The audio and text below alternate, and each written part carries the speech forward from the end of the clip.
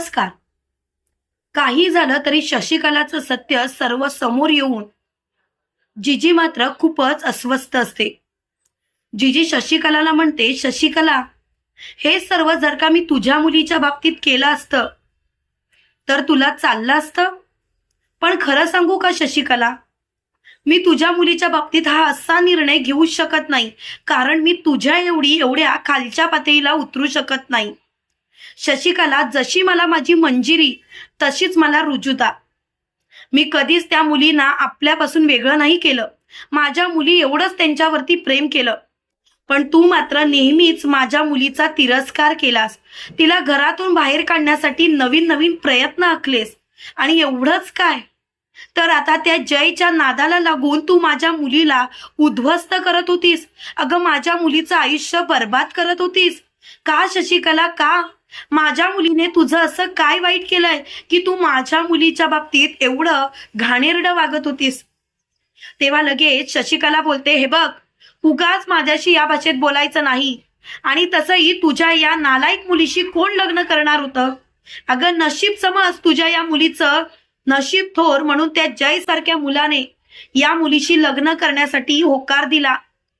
तेव्हा जिजी शशिकलाचं थोबाड फोडत फोडत तिला अंगण्यात आणते आणि म्हणते, माझी मुलगी काही रस्त्यावर पडलेली नाही की त्या लग्न झालेल्या माणसाशी माझ्या मुलीचं लग्न लावून मी देईन.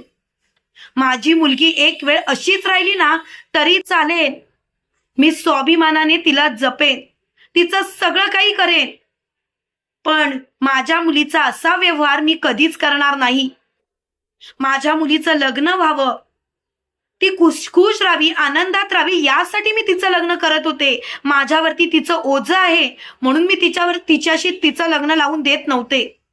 एक गोष्ट लक्षात ठेव शशिकला, आई वडिलांना आपल्या मुलांचा भार कधीच नसतो. आणि मला सुद्धा माझ्या मुलीचं ओझं कधीच नव्हतं. फक्त मला माझ्या मुलीचं लग्न व्हावी अशी सगळ्या आई वडिलांप्रमाणे इच्छा होती. त्याच वेळेला लगेच शशिकला म्हणते, हो, पण तुमची ही मुलगी कशी आहे हे तुम्हाला सुद्धा माहिती आहे ना. तुमच्या या मुलीची लायकी काय, तुमची ही मुलगी काय काय दिवे लावते हे तुम्हाला माहिती आहे. अहो, त्या रायासोबत हिला रंग्यात पकडलंय. तेव्हा मात्र नाना मोठ्याने ओरडतात, बस झालं शशिकला, माझी मुलगी अगदी स्वच्छ निर्मळ आहे. तू उगाच तिच्या चारित्र्यावरती चिंतोडे उडवायचा प्रयत्न करू नकोस. तेव्हा रुजुता बोलते, खरं सांगू का मम्मी, तुला मम्मी बोलायची सुद्धा लाज वाटते. अगं, का असं वागतेस तू? अगं, मंजिरी तर तुला मुलीसारखी आहे. तेव्हा शशिकला बोलते, मला नसती नाती जपायची नाहीत आणि मला नसत्या नात्यांशी संबंधच ठेवायचा नाही. यांचं आणि माझं काहीच नातं नाही. यांना मी या घरात ठेवत होते तेच नशीब समजायचं होतं.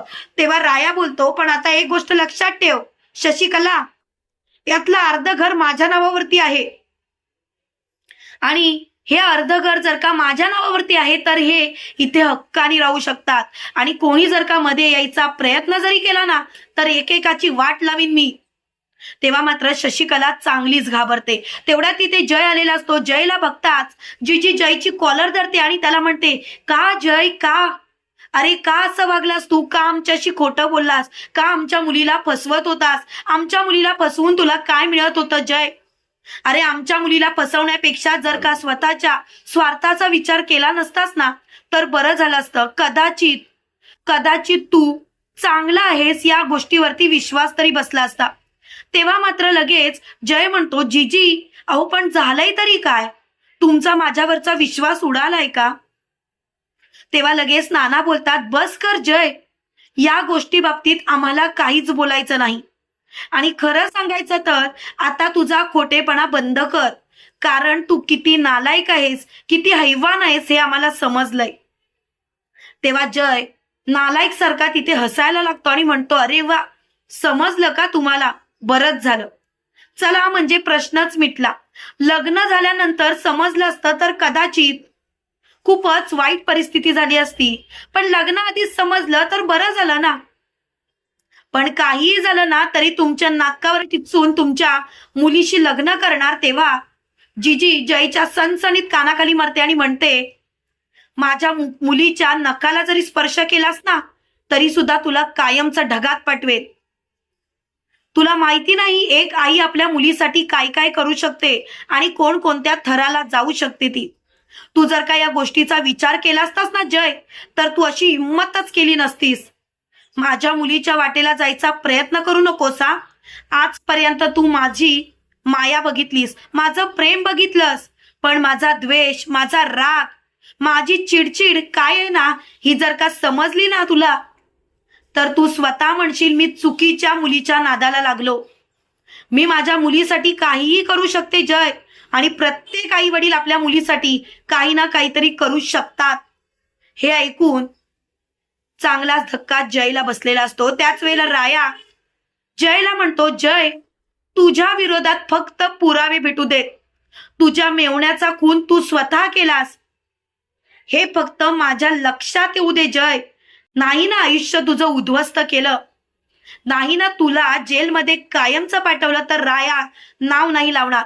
आणि मिस फायरचं तर नादच सोड, कारण मिस फायर तुझ्या आयुष्यात कधीच येणार नाही याची मी पूर्णपणे खात्री केली, आणि मी याची पूर्णपणे काळजी घेईनच.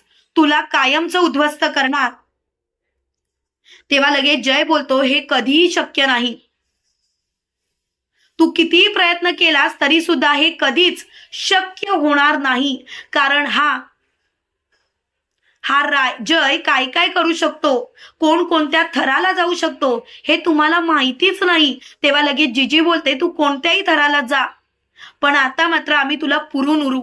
आजपर्यंत मंजिरी आणि राया तुझ्याशी लढत होते, तुझ्याशी 2 हात करत होते, पण आता मात्र आम्ही दोघंही त्यांच्या सोबत आहोत, आणि आम्ही सुद्धा तुझ्याशी 4 हात करणार.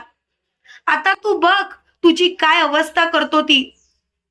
तू आमच्या मुलीला फसवण्याचा प्रयत्न करत होतास, आमच्या मुलीच्या गळ्यात मंगळसूत्र घालण्याचा प्रयत्न करत होतास, पण नशीब आमचं की आमच्या आयुष्यात रायासारखा मुलगा आहे, म्हणून माझ्या मुलीचं लग्न तुझ्याशी झालं नाही. नाहीतर तुझ्यासारख्या कारस्थानी पुरुषाला मी माझ्या मुलीचा हात देऊन बसले असते, आणि त्याच्यानंतर मात्र माझं आयुष्य मला नको वाटलं असतं, कारण माझ्या मुलीला मी स्वतः खड्ड्यात टाकलं हे मला मरेपर्यंत माझ्या मनाशी कुठेतरी खात बसलं असतं. पण मंजिरी बाळा मला माफ कर, मी चुकत होते. तेव्हा मंजिरी बोलते, नाही जिजी, तू एक आई म्हणून माझा विचार करत होतीस. तू एक आई म्हणून तुला असं वाटत होतं की तुझ्या मुलीचं लग्न व्हावं, तुझी मुलगी एका चांगल्या घरात जावी, सुखरूप राहावी, आनंदी राहावी, यासाठी तुझे प्रयत्न चालू होते. पण या मूर्ख माणसाला तुझं प्रेम समजलं नाही. या माणसाला तुला संपवायचं होतं. कारण का, तर त्याला फक्त आणि फक्त मला मिळवायचं होतं, पण हे त्याला माहितीच नाही की तो मला कधीच मिळवू शकत नाही, कारण मुळात त्याची लायकीच नाही. तुम्हाला काय वाटतं मित्रांनो, आता खरोखर जय सुधारेल की खरोखर राया त्याला चांगलीच अद्दल घडवेल? कमेंट करून नक्की कळवा. आणि असेच मालिकेंचे नवनवीन अपडेट पाहण्यासाठी व्हिडिओला लाईक आणि चॅनलला सबस्क्राईब करायला विसरू नका. थँक्यू.